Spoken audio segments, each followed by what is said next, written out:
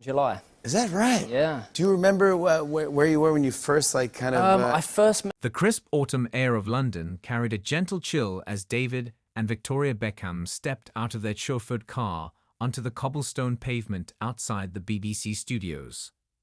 Their unexpected invitation to a secretive meeting had piqued their curiosity. Victoria, impeccably dressed in an elegant navy trench coat and her signature oversized sunglasses, glanced at David, who adjusted the cuffs of his tailored blazer. "I still don't understand why the BBC wants us here," she murmured. David smirked. "Maybe they need a football consultant for some historical piece." Before she could respond, a sharply dressed man with salt and pepper hair approached. "Mr. and Mrs. Beckham, welcome. I'm Charles Whitmore, the lead producer of our latest Agatha Christie adaptation. We've been eagerly waiting for you." Victoria arched an eyebrow. "Agatha Christie, I think you've got the wrong people." Charles smiled knowingly. "Not at all. We need you both for something truly special. You see, we're bringing the mystery of the Blue Train to the screen, and we believe you'd be perfect for a key role." David exchanged a glance with Victoria. "Us? Acting? Why?" Victoria added, her curiosity overcoming her skepticism. Charles gestured for them to follow him inside. "Because the story needs something fresh, something unexpected. And who better than Britain's most famous couple to surprise the world?" Chapter 2. The Mystery Unfolds. As they sat inside the BBC's grand meeting room, the room buzzed with anticipation. Charles handed them each a script. "You won't just be playing any characters.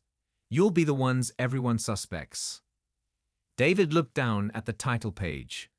"Lord and Lady Tamberley." Victoria read further. "A glamorous couple vacationing on the famous Blue Train, involved in a high-stakes jewel heist." She glanced at Charles. "This sounds suspiciously like typecasting." Charles chuckled.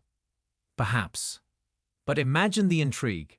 Two global icons playing a pair of aristocrats entangled in deception, murder, and Christie's signature twists." David leaned back, intrigued. "So are we the villains?"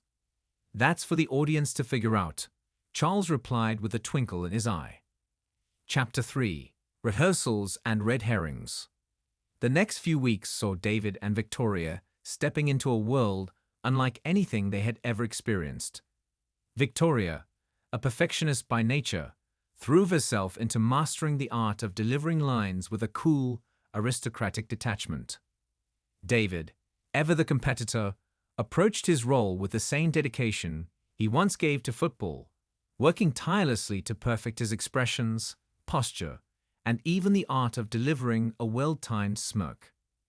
Their director, an eccentric yet brilliant filmmaker named Eleanor Reed, pushed them to embrace the ambiguity of their characters.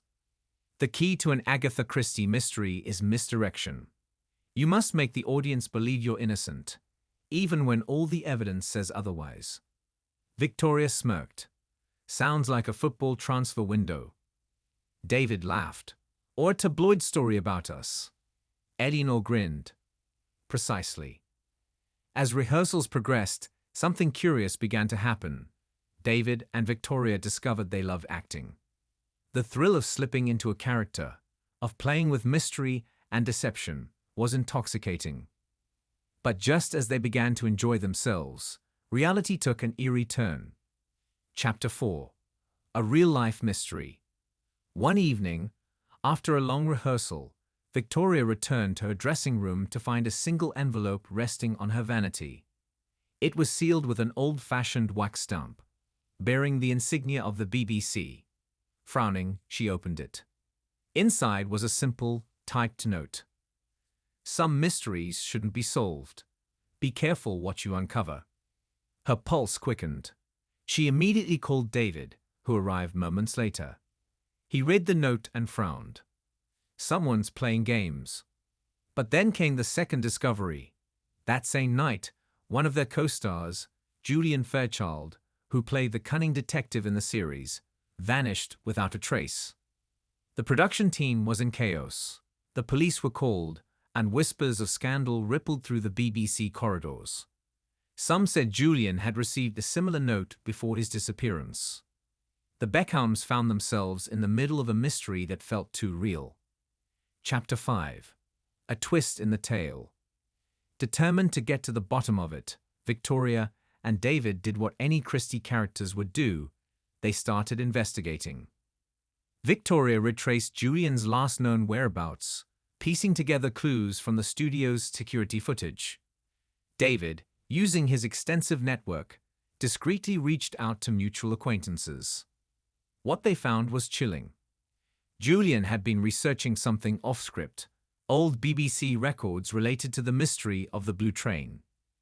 It turned out that the novel's first BBC adaptation, planned decades earlier, had been mysteriously scrapped after one of its lead actors vanished in almost the same way.